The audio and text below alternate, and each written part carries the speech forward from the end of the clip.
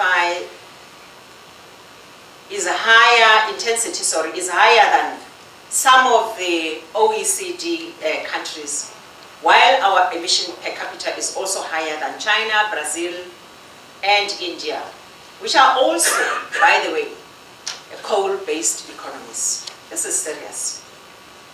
And in the light of this, ladies and gentlemen, our country has undertaken very proactive steps towards reducing our emissions through determining the long-term mitigation scenarios, but also developing the greenhouse gas inventory, defining our climate change policy direction, as I indicated earlier on, that policy direction which I said would be gazetted soon.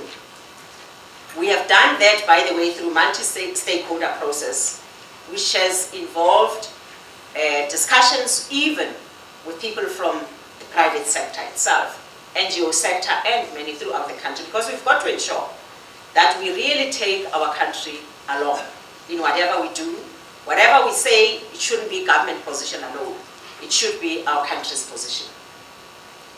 Climate change is fueled by a carbon-intensive global economy. And the new global agenda on climate change, ladies and gentlemen, is intended to create a new green economy that is less carbon-intensive in a bid to limit the greenhouse gas emissions. A less carbon-intensive global economy explores new ways of doing business, which promote efficient use of resources, leading to significantly reduced greenhouse gas emissions. And when the Carbon Disclosure Project, which we are gathered here today about, whose report, by the way, is so good, I've already scanned the report, by the way, earlier on before I came in here.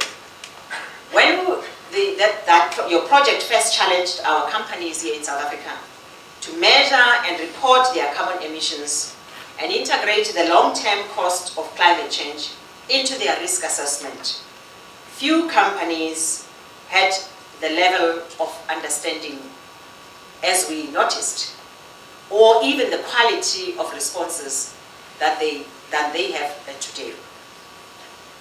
As the level of understanding, or their level of understanding, ladies and gentlemen, of the issues carried on to improve, so have the number of companies taking positive action to mitigate the risks of climate change. And we are glad about this. We need to commend you for this action. We would like to also encourage you to keep it up, even to follow up on those companies that have not yet responded. I'm told that it's about a small percentage that has actually not responded, but the other percentage that has responded by saying, no, we are not coming on board. That still needs to be followed up. Congratulations, and thank you very much for the work that you do. For the business sector, climate change, ladies and gentlemen, is a risk management issue, whether formally acknowledged or not. And the cost of climate change, no action thereon, now outweigh the cost of action. And the sooner positive action is taken, the greater the economic benefits. I think all of us realizes this, and we're glad that we are moving together in this regard. It is now difficult for all of us, I presume, to identify a sector of the economy that would not be affected in some way or another by climate change. And business is therefore expected to take a lead in this regard, as you have already done, because this is indeed a good way of doing things, not to be regulated all the time. We therefore, in this regard, ladies and gentlemen, would like to once again commend the top 100 companies that are listed at JSE for demonstrating leadership and responsibility by disclosing your carbon footprint, as well as ensuring that you put plans in place to reduce it, and thereby contributing to mitigating climate change. Tackling climate change successfully requires actions on many fronts, ladies and gentlemen. And the involvement of both the public and private sector is indeed a high imperative. And the private sector is encouraged to scale up investments, also report accurate information on company behavior, such as on your climate risk and liabilities. We need the benchmarking tools that are provided by this carbon disclosure project, which you worked on for 4 years now, to guide the current and future investment choices, to increase investment flows, and also to align corporate incentives and for low carbon growth, as well as ensuring that we move towards the right direction in ensuring that we increase corporate social responsibility. As business sector, ladies and gentlemen, your investment in climate change will minimize risks and maximize opportunities, such as eco-efficiency initiatives and the efficiency use of resources, particularly energy, is the first place where direct cost savings can be achieved. You summarized it very well, ma'am, when you really got off in what we read, or as we're listening to what Exaro was saying. Energy efficiency is the first place to look at.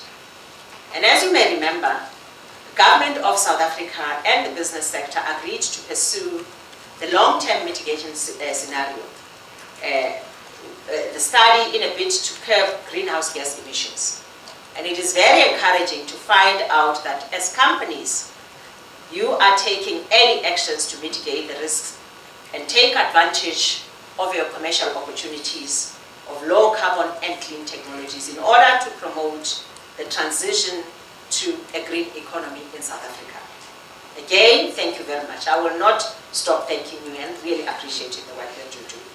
In addition to adaptation and mitigation as a business sector, you will need to discuss technology needs for a low carbon economy, as well as the possible mechanism to finance these at local level. And I want to move towards conclusion, ladies and gentlemen, because I really didn't intend to be long tonight. Having listened to these wonderful speeches that you have given and also informative programs that you have embarked upon, I think we really need to get on to work. However, it must be emphasized that a high carbon emitter, South Africa, has the responsibility to demonstrate leadership on the continent. Our continent needs our leadership, that we hear every day, that we hear on an ongoing basis. And such leadership must be accompanied by target setting, measurement, and verification of performance. Greenhouse gas emission reporting by industries will soon be mandatory in South Africa, and non-compliance shall be met by penalties. I think that's what you asked for as well. I heard that very well here tonight, and thank you very much for that. So for those of us who are not yet on board, you have heard it. It's not just coming from us, it comes from you as well. It is therefore to the benefit of industry to take a lead in reporting greenhouse gas emissions to avoid such penalties, but also risk litigation risks. We also want to ask that as we do the measurement, as we disclose, we should also try and move at the same time towards adaptation, because that is where things are much more difficult. And industries that have taken the lead in the